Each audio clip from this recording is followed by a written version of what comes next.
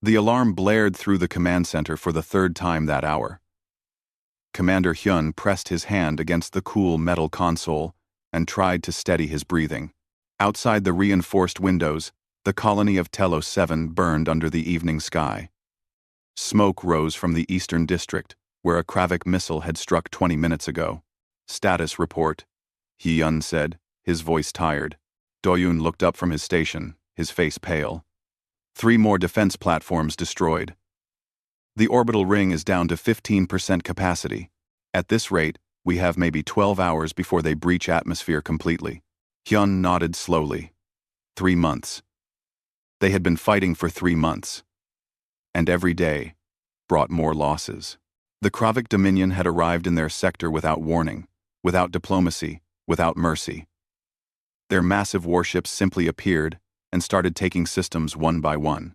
The Velthier coalition had tried to fight back, but their peaceful alliance was not built for war. "Any response from the Anthari?" Hyun asked, though he already knew the answer. "Nothing, sir." Same with the Solvine Concord. They express sympathy, but say they cannot spare military assets. Do-yoon's voice carried barely hidden frustration. Hyun understood that frustration. He felt it burning in his chest every time he looked at the casualty reports. The coalition had sent 17 requests for aid to their neighboring powers. All had been denied or ignored. Everyone was too cautious, too afraid of provoking the Kravik Dominion. The tactical display showed the enemy fleet in orbit. 80 ships. Most of them larger than anything the coalition had. They moved in slow, methodical patterns, destroying the orbital defenses piece by piece. They were not in a hurry. They knew they had already won. "Sir, incoming transmission from the defense platforms," another officer called out. "They're requesting permission to evacuate. They say the shields won't hold through another bombardment." Hyun closed his eyes. Those platforms held 200 personnel each. If they evacuated, the colony would be completely exposed. But if they stayed, they would die when the Kravik opened fire again. "Permission granted," he said quietly. "Tell them to get to the surface. We'll find room in the shelters." As the officer relayed the orders, Hyun walked to the main window. Below, he could see the colony stretching out across the valley. 2 million souls lived here. Miners, engineers, farmers, families. They had come to Telos 7 to build something new, to create a life among the stars. Now they huddled in underground shelters, while death circled overhead. "Commander," Do-yoon said softly, "we need to consider evacuation. If we start loading the transport ships now, we might save half the population before the Kravik attack. And leave the other half?" Hyun turned to face his communications officer. "Where would we even go? The Kravik control every route out of this sector. Any transport we launch will be destroyed within an hour. Then what do we do?" Hyun had no answer. He returned to the command console and stared at the strategic map. Red markers showed Kravik-controlled systems. They had taken 17 worlds in 4 months. The coalition, marked in blue, grew smaller each week. Soon, there would be no blue left at all. "Send one more distress call," Hyun said suddenly. "Broadcast it on all frequencies. All channels. Mark it as emergency priority." Sir, we've already sent. I know what we've sent." "Send another. Make it clear we need military support, not sympathy. Anyone who can help. Tell them we're calling for reinforcements." Do-yoon hesitated, then nodded. His fingers moved across the controls, crafting the message. Hyun watched the words appear on the screen. Short, direct, desperate, emergency distress signal. Telos 7 colony under siege by hostile force. Coalition defenses collapsing. Requesting immediate military reinforcements. Any allied power able to assist, please respond. Time critical. Coordinates attached. "Send it," Hyun ordered. The message transmitted across space, riding invisible waves of energy through the darkness between stars. It reached relay stations and listening posts throughout the sector. Most would ignore it. Hyun knew. Others would file it away as another sad story from the frontier. But maybe, just maybe, someone would answer. The command center fell into tense silence. Outside, the sky darkened as Telos 7's sun slipped below the horizon. The defense platforms, now abandoned, drifted like empty shells against the stars. The Kravik fleet maintained its position, patient and deadly. An hour passed. Then two. Hyun remained at his post, though there was little he could do now except wait. Officers moved quietly around him, monitoring systems, coordinating the civilian shelters, preparing for the inevitable. "Sir," Do-yoon suddenly straightened in his chair. "We have a response to the distress call." Hyun felt his heart jump. "The Anthari?" "No, sir. Unknown signature.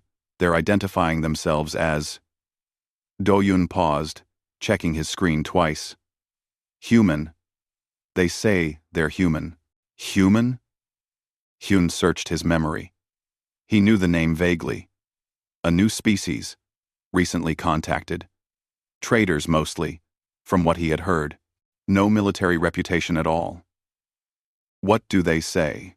Do-yoon played the audio. A female voice, speaking in calm, almost cheerful tones. "Message received, Telos 7. This is Admiral Jiwon of the Human 3rd Expeditionary Fleet. Reinforcements en route to your position. Estimated arrival 48 hours.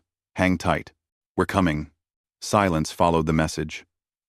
Hyun stared at the speaker, trying to process what he had just heard. Around him, officers exchanged confused glances. "That's it?" someone asked. "No questions about enemy strength? No requests for intel?" "Apparently," Do-yoon said, equally puzzled. Hyun accessed the database, pulling up what little information existed on humans.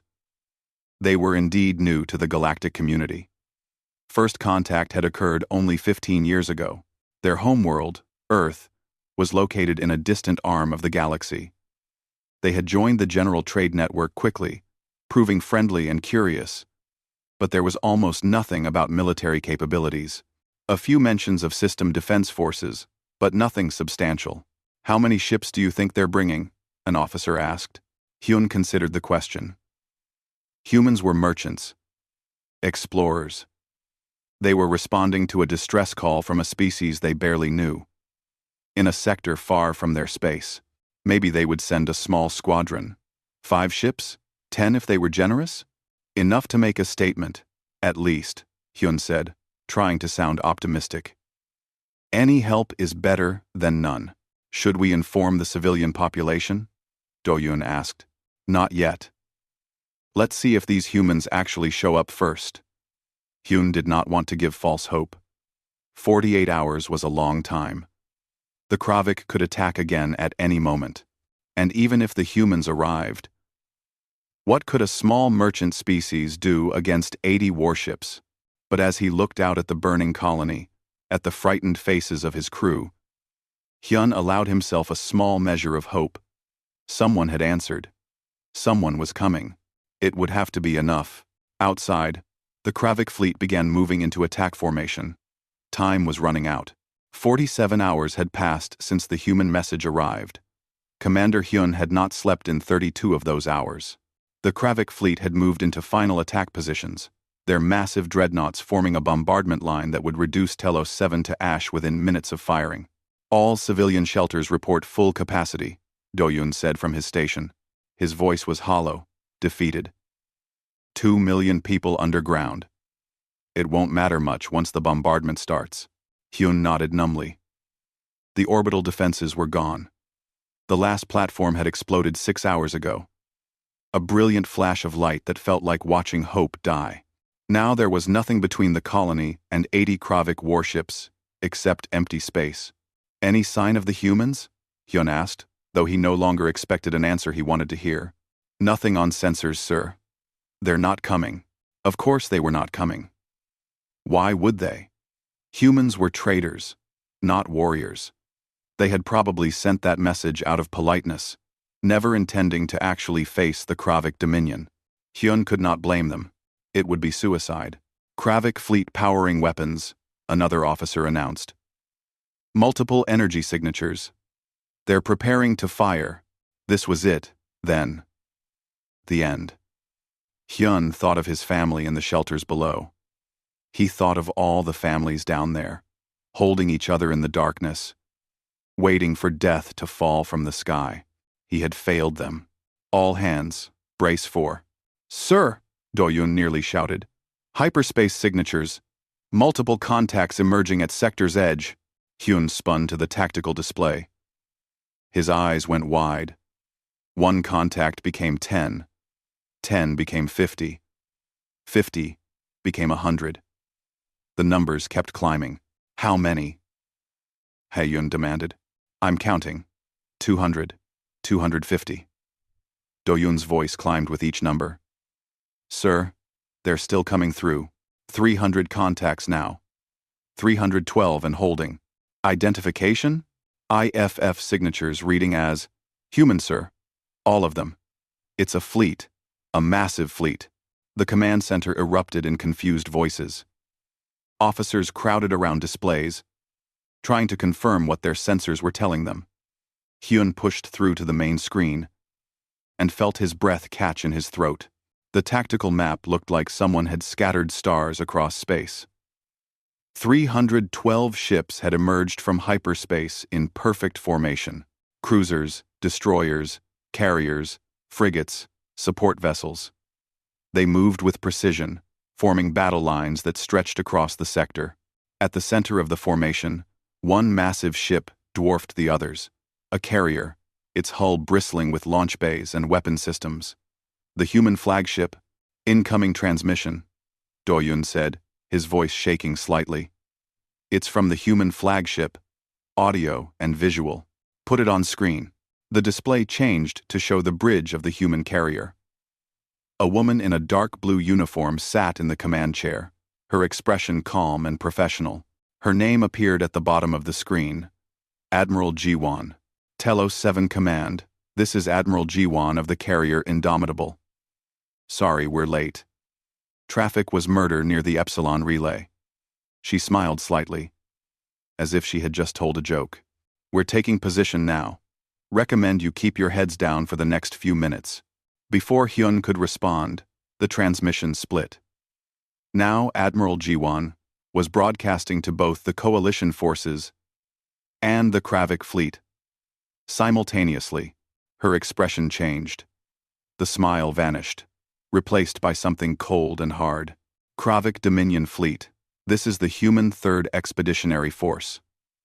You are hereby ordered to withdraw from this system immediately.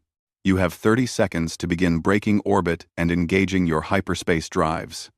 If you do not comply, we will consider you a hostile force and respond accordingly. Silence filled both channels. Hyun could see the Kravik fleet on his tactical display, ships frozen in their attack formation. They had to be as shocked as he was. They outnumber the humans 4-1, an officer whispered. The Kravik ships are larger, more heavily armored. Quiet, Hyun ordered, his eyes locked on the display. 30 seconds passed. The Kravik fleet did not move. Then, slowly, deliberately, they rotated their weapons toward the human fleet. Energy signatures spiked across all 80 ships. The response was clear.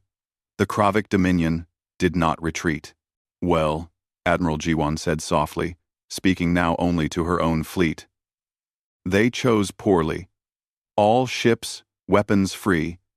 Execute attack pattern Delta 7. What happened next would be analyzed in military academies for generations.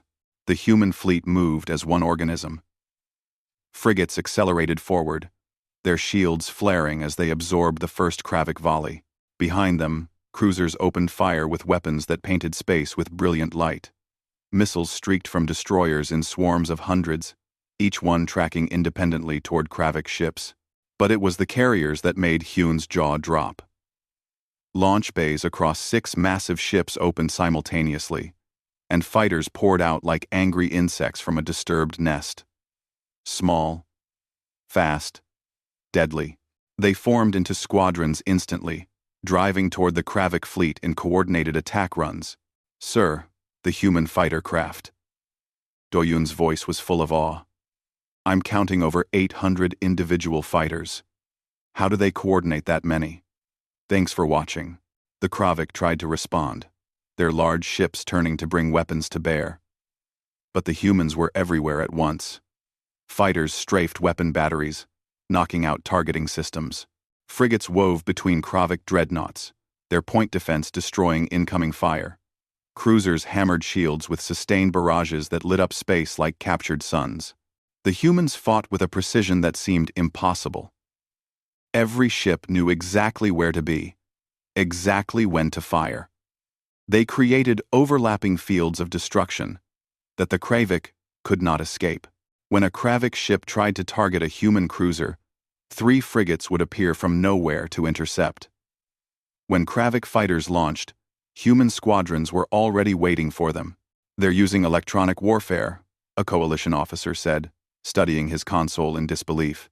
"The humans are jamming Kravik communications, disrupting their targeting computers, feeding false data to their sensors. The Kravik can't coordinate their defense." 7 minutes into the battle, the first Kravik dreadnought exploded. Its reactor breached under sustained fire from 4 human cruisers, the explosion tearing the massive ship apart from the inside. Debris scattered across space. Then another exploded. And another. The Kravik fleet tried to retreat, ships breaking formation in panic. But human destroyers had already moved to cut off escape routes. Missiles hammered fleeing ships, destroying engines and hyperspace drives. Those that could not escape turned to fight, selling their lives dearly. It did not matter. The human fleet was relentless, professional, overwhelming. They did not gloat or hesitate. They simply executed their battle plan with mechanical efficiency. 17 minutes after the battle began, 40 Kravik ships were nothing but debris and radiation. The remaining 40, damaged and panicking, managed to jump to hyperspace. The human fleet let them go. Silence filled the command center on Telos 7. Every officer stared at the tactical display, trying to process what they had just witnessed. The sector was filled with the wreckage of Kravik ships. The human fleet maintained perfect formation, not a single vessel out of position. "Damage report on human fleet?" Hyun asked quietly. Doyun checked his console. "Minimal, sir. Some shield damage on their forward frigates. 1 destroyer reports minor hull breaches. No ships destroyed. Casualties appear to be extremely light." "They destroyed half the Kravik fleet in 17 minutes, another officer whispered. "With minimal losses." Admiral Jiwan's face reappeared on the screen.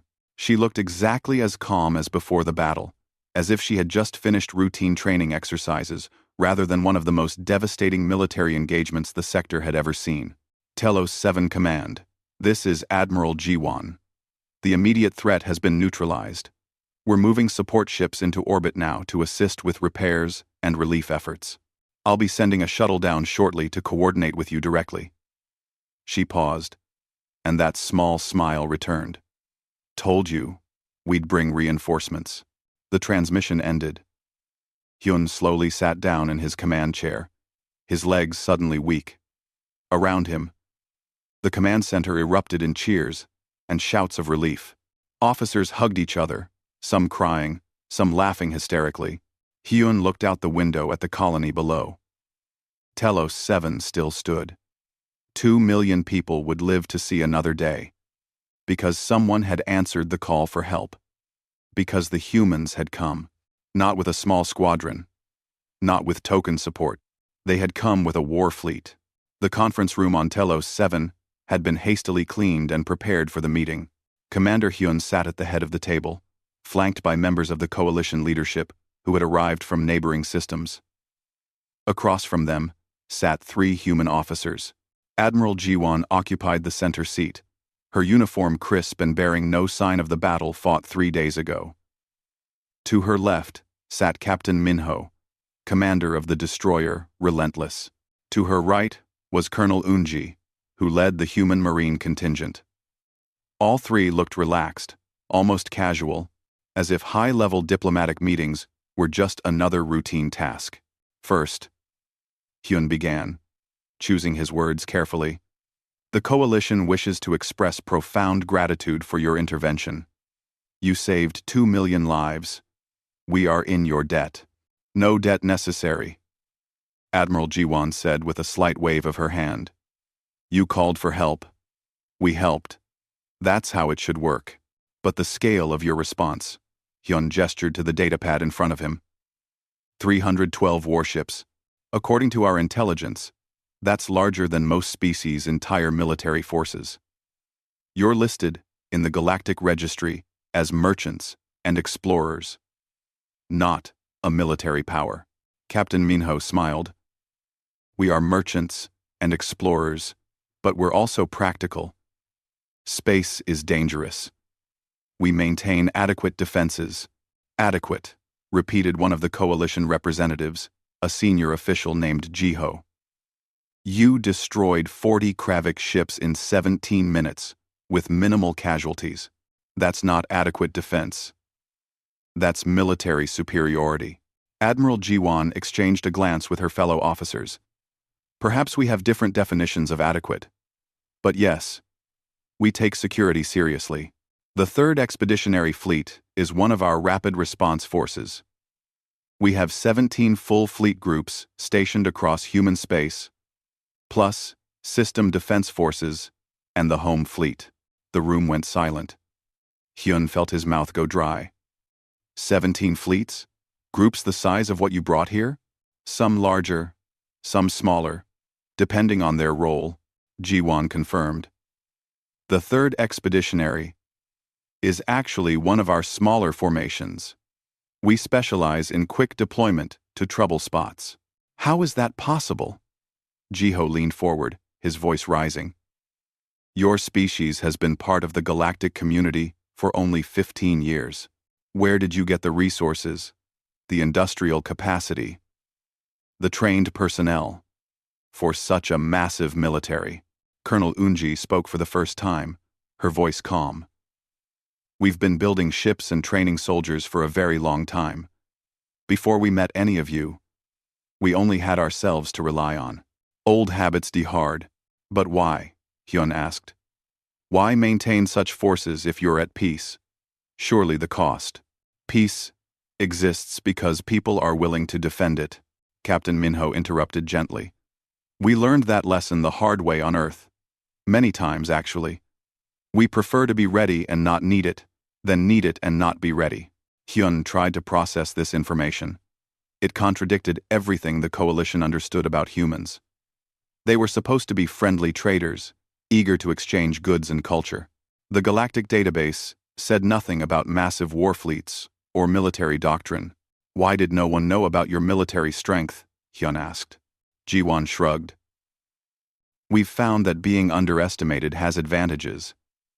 People are more willing to trade with merchants than with warriors. They're more honest in negotiations when they think you're weak.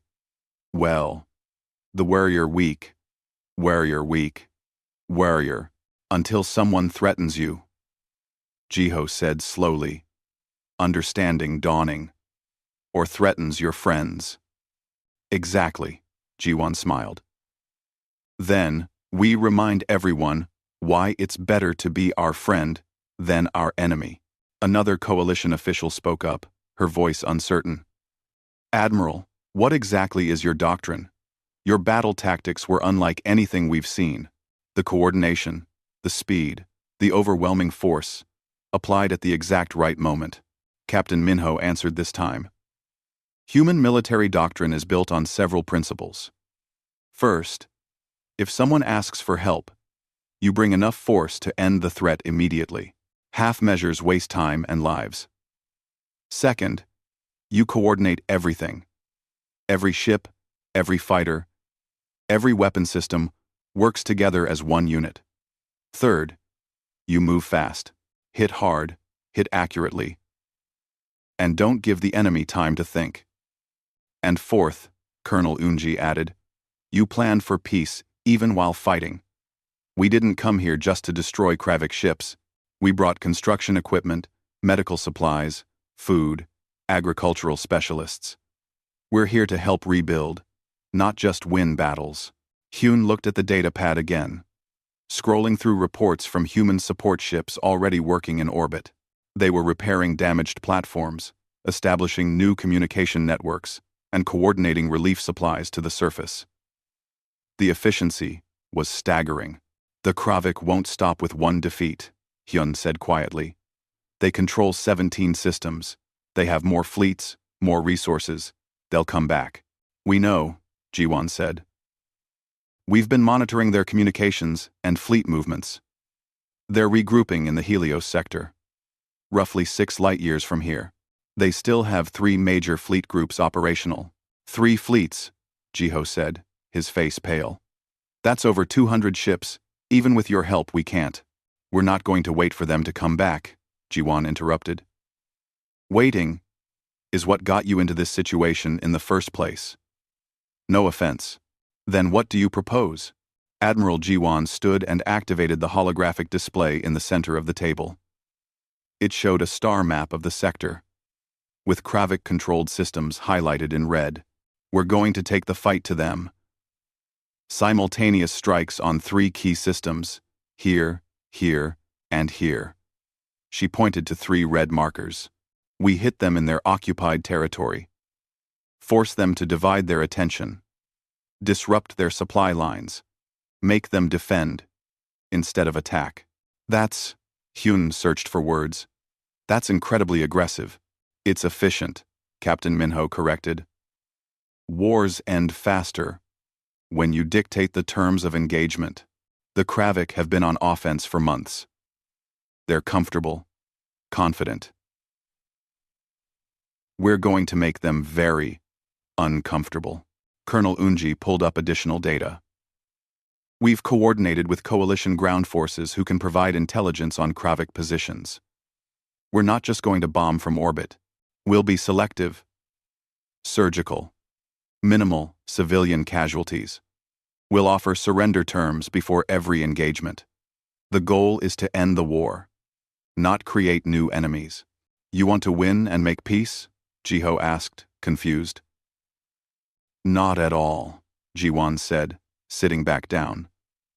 The Kraviks started this war because they thought conquest was profitable. We need to show them that it's not.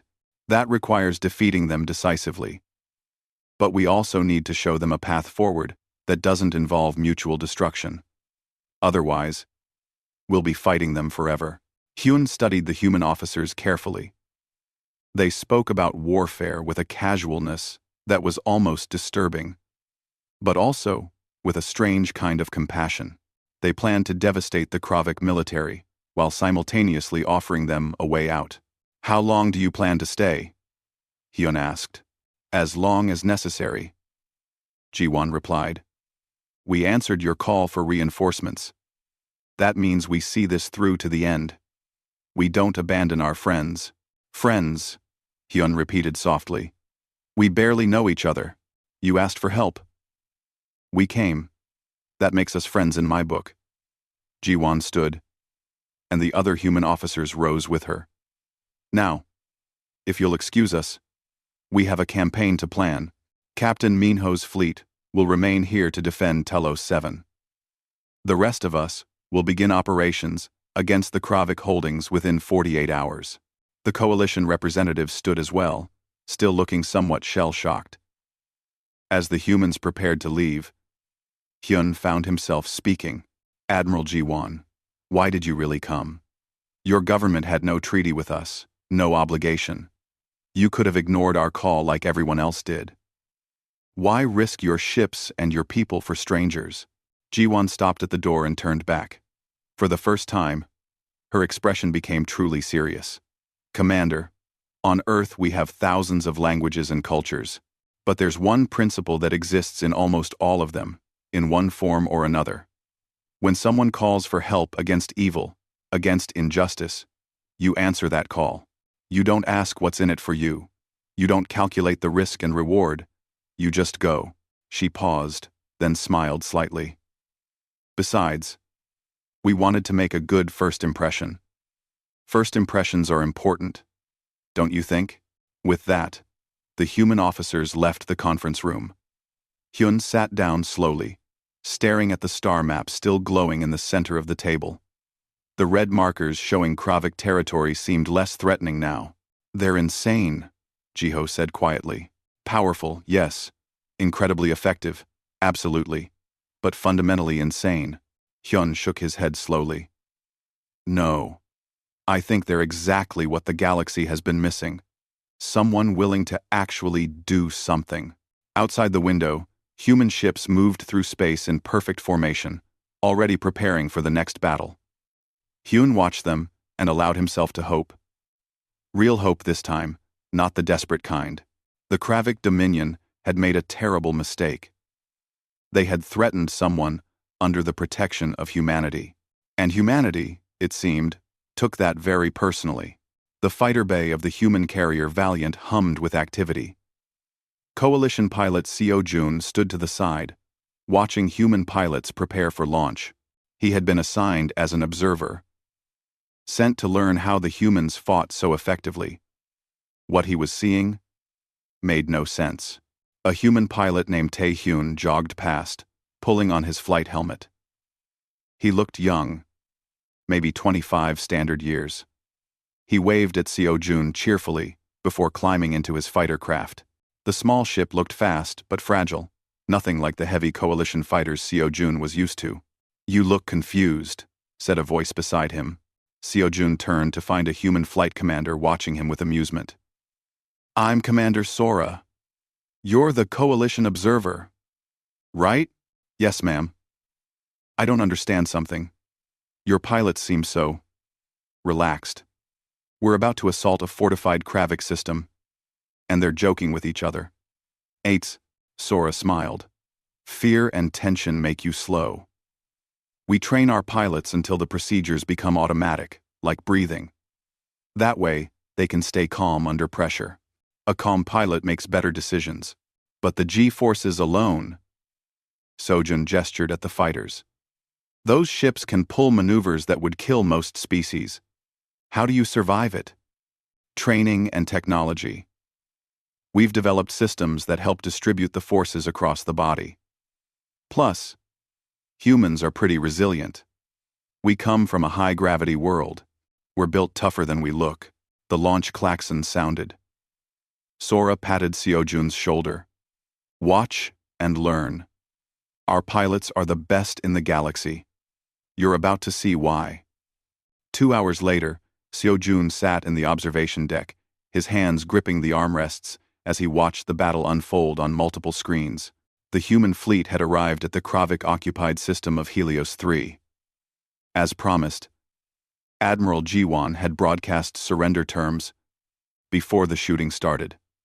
The Kravik had responded with weapons fire. Now, human fighters swarmed through space like schools of fish, moving in patterns that seemed chaotic, but were actually precisely coordinated.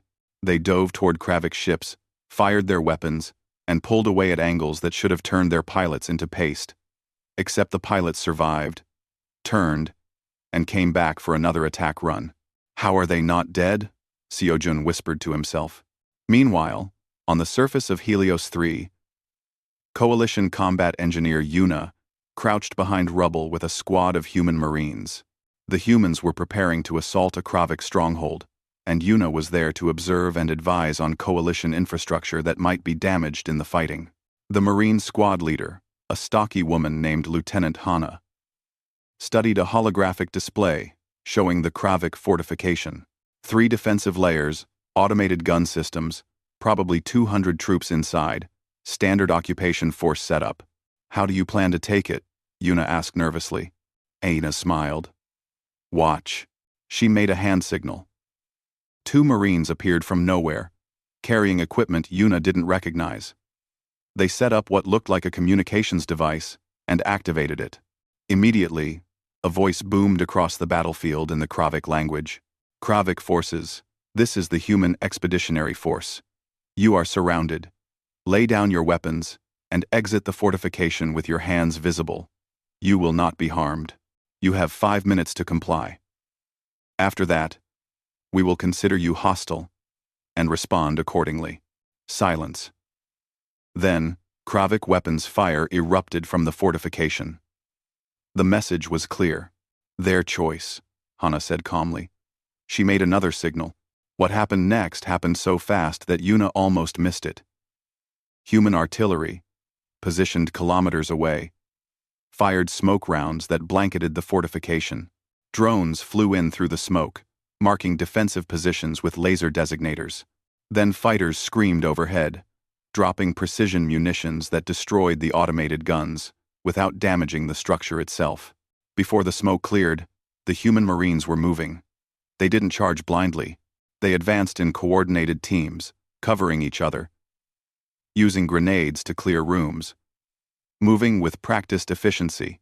When they encountered resistance, they responded with overwhelming firepower, focused on exact positions. When Kravik soldiers tried to surrender, the humans immediately provided medical care. 20 minutes after the assault began, the fortification was secured. Yuna watched human medics treating wounded Kravik soldiers with the same care they gave their own wounded. Lieutenant Hana was already coordinating with coalition civilians who had been trapped in the area, arranging food and shelter. "You're not just warriors," Yuna said quietly. Hana looked at her. "No. We're soldiers. There's a difference. Warriors fight for glory or pride. Soldiers fight to end wars and go home. We do what's necessary, but we don't do it for fun." Back in space, the battle for Helios 3 was ending. The Kravik orbital defenses were destroyed, their fleet scattered or captured. Human ships moved into position around the planet, but they weren't preparing for bombardment. They were establishing communication networks and scanning for areas that needed humanitarian aid. Captain Minho stood on the bridge of the Relentless, discussing the operation with Commander Hyun via secure channel. The coalition commander was observing the battle from Telos 7. "Your casualties?" Hyun asked. 17 wounded, 2 critical. No fatalities. Minho's tone was matter-of-fact. The Kravik lost approximately 40 ships and several thousand troops. But we took about 3,000 prisoners. And we're already setting up medical facilities on the surface. "You're treating the Kravik wounded?" "Of course.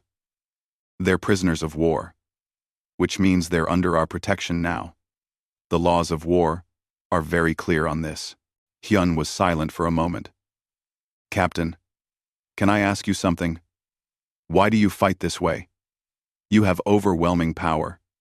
You could simply destroy your enemies. Why the surgical strikes? Why the offers of surrender? Why treat enemy wounded?" Minho considered the question. "Because we're not trying to destroy the Kravik. We're trying to stop them from attacking peaceful colonies. Those are different goals. If we just kill everyone, we create martyrs and revenge seekers. The war never ends. But if we fight with honor, if we show mercy when we can, if we demonstrate that surrender is a viable option, then we create the possibility for peace." That seems idealistic. Maybe. But it works. We've learned from our own history. Humans have fought countless wars against each other. We've tried the total destruction approach. It just leads to more war. So, we developed a different way. Be absolutely devastating in combat, but absolutely honorable in victory. Make the enemy afraid to fight you, but willing to surrender to you. Another screen showed footage from the surface. Human construction crews were already working alongside coalition engineers to repair damaged infrastructure. Medical tents were going up, food distribution was being organized. Children who had been hiding in basements were being brought out, given food and water, checked by doctors. "You brought more than weapons," Hyun observed. "Always. What's the point of winning if you leave behind only ashes?" Minho gestured to the screens. "These people didn't ask for war. The Kravik military brought war to them. Our job is to remove the Kravik military and help the people return to normal life as quickly as possible." Over the next 2 weeks, the human fleet conducted simultaneous operations across 3 systems. The pattern was always the same. Arrive in overwhelming force. Offer terms. Fight with devastating precision if terms were refused. Secure the area. Begin reconstruction immediately. Treat all wounded. Process prisoners humanely. The Kravik military began to fracture. Some units fought to the last. Others surrendered immediately when human ships appeared.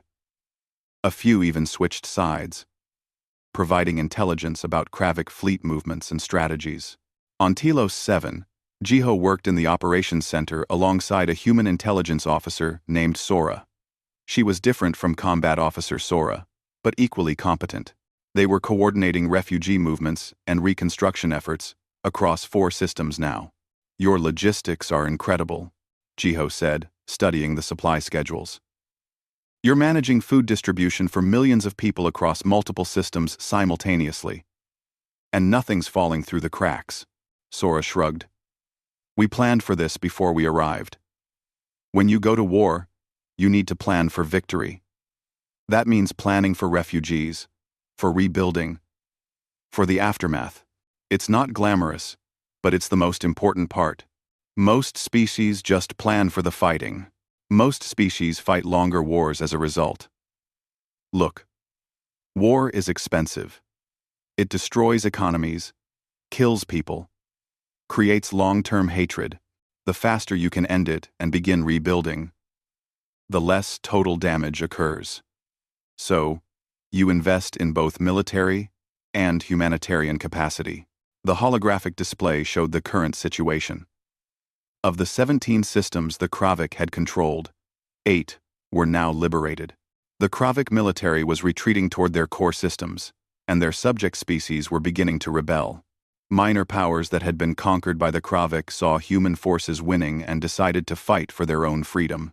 The Kravik leadership has requested negotiations, Jiho said quietly. Sora nodded. We expected that. Admiral Jiwan is already preparing the terms. The war's almost over. Now comes the hard part. 1. What's that? Building the peace. Fighting is easy. Making former enemies into future friends? That takes real work. Jiho looked at the human officer with new respect. They really did think about everything. The diplomatic vessel Concordance floated in neutral space, exactly halfway between Coalition territory and Kravik holdings. The ship was massive, built specifically for hosting negotiations between species. Inside its main conference chamber, the war was about to end. Commander Hyun stood near the windows, watching smaller shuttles arrive. He wore his formal uniform, but it felt strange. 3 weeks ago, he had been preparing to die defending Telos 7. Now he was attending peace negotiations. Nervous? Admiral Jiwan appeared beside him, also in formal uniform. Shouldn't you be nervous? You're leading the negotiations. Jiwan smiled slightly. I've done this before. The trick is to remember what you're actually trying to accomplish. We're not here to humiliate the Kravik. We're here to end the war. The Kravik delegation entered the chamber, escorted by human security. They looked diminished, their postures showing defeat. Their leader, a military commander named Vortak, kept his eyes down as he took his seat across from the human and coalition representatives. Ambassador Taejun, the lead human negotiator, began without preamble. Thank you for coming. We're here to establish terms for ending hostilities between the Kravik Dominion and the coalition. Let me be clear from the start. We're not interested in destroying the Kravik people. We're interested in stopping Kravik aggression. Vortak looked up, surprised. You've defeated 8 of our fleets. You could demand anything. We could, Taejun agreed. But we won't. Here are our terms. He activated a holographic display showing the proposed treaty. Hyun read through the terms carefully. Full Kravik withdrawal from all coalition territory. Reparations for damages paid over 20 years. Not immediately. Supervised disarmament of offensive weapons, but defensive forces allowed to remain. No occupation of Kravik worlds. Standard peace terms, perhaps even generous. But then came the additional demands. And Hyun's eyes widened. Educational exchanges? Vortak read aloud, confusion in his voice. You want us to send students to coalition universities? And accept coalition students? Yes, Taejun said. And human students. We'll establish scholarship programs, cultural exchange programs, joint trade initiatives, regular diplomatic meetings. Vortak continued reading, his confusion growing. These aren't punishment terms. These are integration terms. Taejun finished. We're not interested in defeated enemies. We're interested in future partners. Why? Vortak's question came out harsh. We attacked peaceful colonies. We killed thousands. Why would you want to partner with us? Ambassador Taejun leaned forward. Because isolation breeds fear. Fear breeds aggression.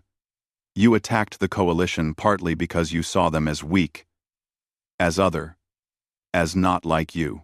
If we simply defeat you and leave you isolated, in 20 years you'll rebuild and attack again.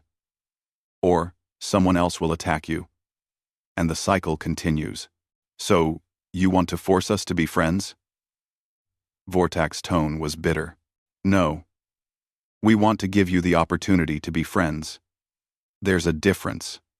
Taejun pulled up historical data. On Earth, we had countless wars between different human nations. Terrible wars.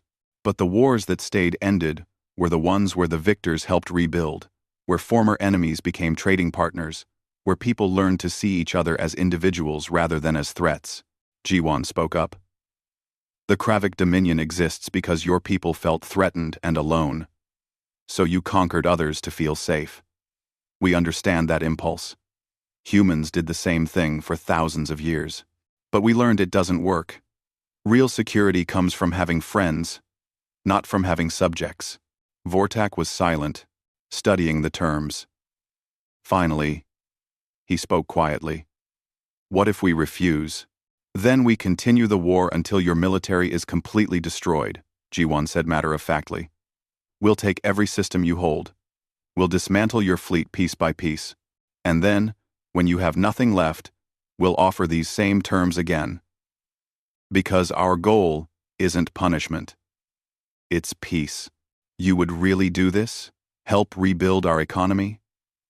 Allow us to trade freely? Not occupy our worlds?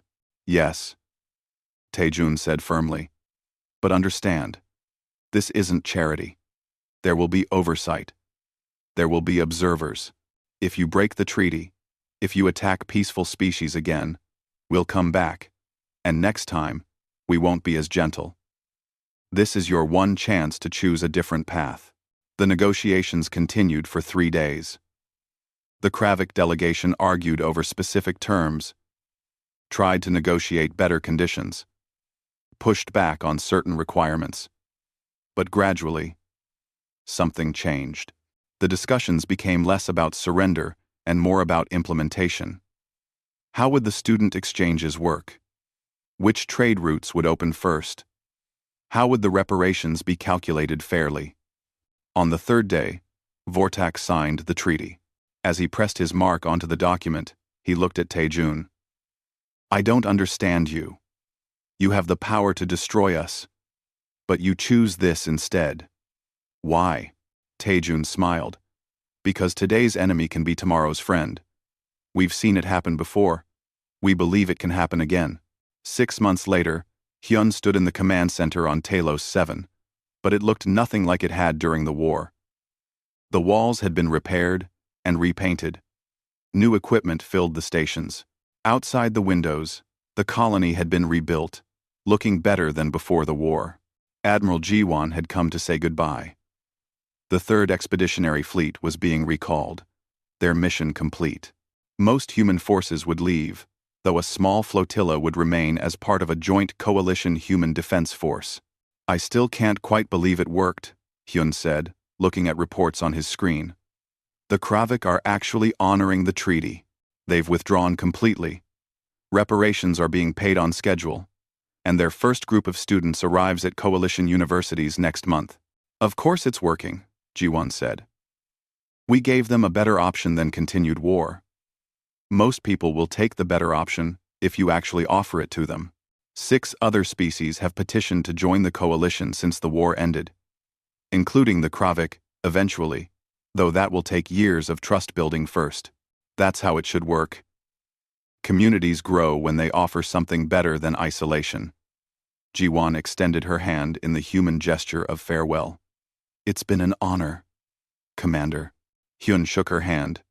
Before you go, I have to ask. Why did you really come? The true reason. Jiwon was quiet for a moment, looking out at the rebuilt colony. On Earth, for most of our history, people stood by when others called for help. They calculated the cost, weighed the risks, and decided it wasn't their problem. Do you know how many tragedies could have been prevented if someone had just decided to act? She turned to face him. When we finally reached the stars and found other species, we made a decision as a civilization. Never again. Never again would we hear someone calling for help and do nothing. The cost of action might be high, but the cost of inaction is higher. It costs your soul. That's very idealistic for a military officer. Maybe. But ideals are what separate us from animals. We can choose to be better, to do better. And that's what we try to do. She smiled. Besides, look at the results. The war is over. People are rebuilding. Former enemies are becoming partners. I'd say our idealism paid off pretty well. 3 years after the war ended, the galaxy looked different. The coalition had grown to 12 member species. The Kravik Dominion had become the Kravik Republic and applied for associate membership, pending full integration. Trade routes crisscrossed space that had once been battlefields. But more importantly, the concept had changed. When a crisis erupted in a distant sector, the call for help went out. And this time, it wasn't just humans who responded. Coalition forces, including Kravik ships, jumped to hyperspace together. They arrived not as conquerors, but as protectors, offering the same terms humans had once offered. Stop your aggression. Or face overwhelming force. But either way, we're here to help build something better. The diplomatic vessel Concordance, now permanently stationed as a neutral meeting ground, hosted its 50th successful negotiation. Ambassador Taejun, still leading human diplomatic efforts, worked with coalition and even Kravik diplomats to resolve conflicts before they became wars. On Telos 7, now a thriving hub of trade and culture, Commander Hyun had been promoted to admiral. He oversaw the joint defense force that protected a dozen systems. His second-in-command was a Kravik officer named Torvik, son of the same Vortak who had signed the peace treaty years before. They stood together in the rebuilt command center, watching ships from a dozen species moving through space in coordinated patrols. My father told me something before he died, Torvik said quietly. He said the humans taught him that strength without honor is just brutality, but honor without strength is just wishful thinking. You need both. Wise words, Hyun agreed. He also said that when the humans arrived with their war fleet, he thought it was the end. But it was actually the beginning. The beginning of something better. Hyun nodded. He thought back to that desperate day 3 years ago, when he had sent out a distress call, expecting nothing. When 80 Kravik warships had prepared to destroy everything he loved. When hope seemed impossible. Then 312 human ships had dropped out of hyperspace, and everything changed. Not just for Telos 7. Not just for the coalition. For everyone. Because the humans had demonstrated a simple truth that the galaxy had forgotten. When someone calls for help, you answer. You bring enough force to end the threat, and then you help build the peace. It wasn't easy. It wasn't simple. But it worked. Outside the windows, human ships moved alongside coalition and Kravik vessels, all working together. Former enemies, now friends, now family. All because someone had decided to answer a call for help. All because someone had decided that doing nothing was not an option. All because humans understood that the price of peace is eternal vigilance, overwhelming force when needed, and the willingness to turn enemies into allies. The galaxy had learned slowly, but it had learned. And the next time someone called for help, they would all answer together. That was the true victory. Not the battles won, but the future built from the ashes of war. A future where help always came when called, where strength protected the weak, where former enemies could become trusted friends.